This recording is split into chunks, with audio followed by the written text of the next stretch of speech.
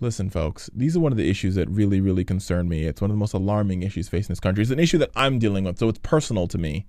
And a lot of my friends are in the same predicament.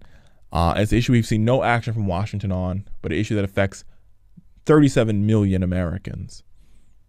Do you know that 37 million Americans now owe a collective $1 trillion in education debt? 37 million people. $1 trillion worth of debt. The American debt crisis has created an economy where many Americans are forced to delay important decisions like buying a house, purchasing a car, investing in the future. You know, it's stopped the American dream from happening for millennials. And the interesting thing about this, and folks don't know this, and I want to inform you here, is that even though higher education, they have crippling high interest rates, higher than most other things, you can't even discharge this debt because of the Bankruptcy Reform Act. You can't file bankruptcy on education debt or death. If I die tonight, knock on wood, somebody has to pay my student loans off. They don't get discharged. Companies still get to wreak havoc on my family. Now, I want to commend the president for starting the process. He laid the groundwork, first by appointing Richard Cordray to be the head of the Consumer Finance Protection Bureau.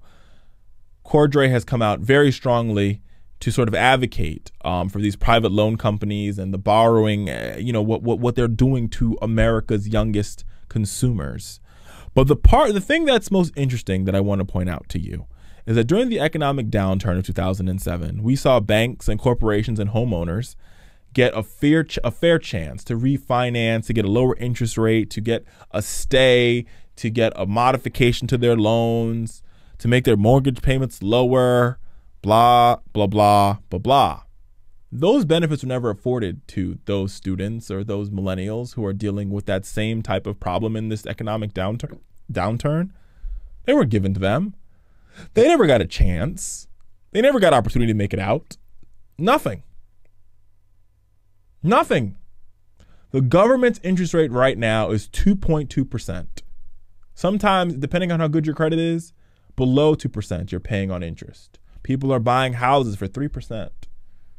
Where the lowest unsubsidized federal loan you can get is 6.8%. Oh, and wait for it, because in July, that rate will double.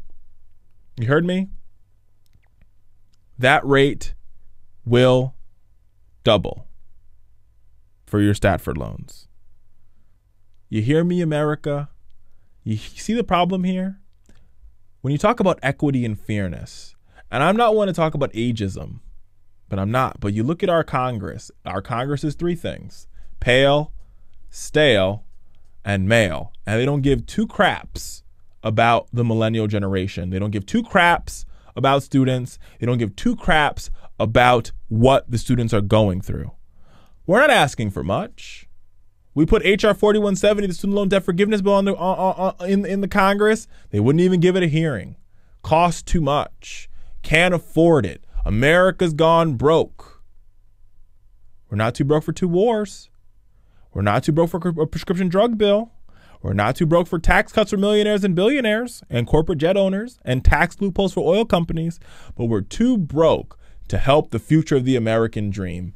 People talk about we need to protect our future and get rid of our debt and lower our country's debt. We can't put this debt in our children. But let me tell you something. Your children are already drowning in debt because for your children to get a chance to see their dream come true, some of them are spending $250,000, $1 million in debt. They're in debt up to their neck. And Congress will do nothing about it. Nothing about it. Allow these people to refinance their debt. We're not asking for forgiveness, even though we would take forgiveness if we can get it. We're asking you to give them a chance to refinance it. Let the income basic payment be the default standard. Instead of saying your default said, you go to the credit agency and they basically rake you over the coals with finance charges and fees. It's time for us to do some work. But Congress is not the only one to blame here, America. Millennials, we are to blame for our own troubles because we have not been strong enough. We have not advocated enough. We haven't done enough. That has to change right now. If you are listening to this video, if you are watching this video, if you've emailed it to, first thing I want you to do is email it to a friend who you know has student loan debt. The second thing I want you to do is to subscribe, because this movement is about this. The Fowler Nation takes this issue very seriously. The third thing I want you to do is to tell somebody, let's get up, let's get active. If we need a march, let's march. If we need a protest, let's protest. If we need to call our member of Congress, let's call our member of Congress. We have got to bring our issue to the forefront. There is no reason, young people, millennials, student loan debt holders, that people who have mortgages and car payments and corporations in Wall Street can refinance their debt, and we are drowning with 7% interest, 18%. Some of us are paying 19% interest. It's time for change. It is time for action. Let's get out there. Come on, young people. We have got to change this for ourselves. Nobody else can tell our stories but us. If we want to destroy the conservatives, if we want to push forward true and real student loan debt reform, it's going to require us to tell our stories, build our own movement, and push our own bill through Congress. Point blank, period.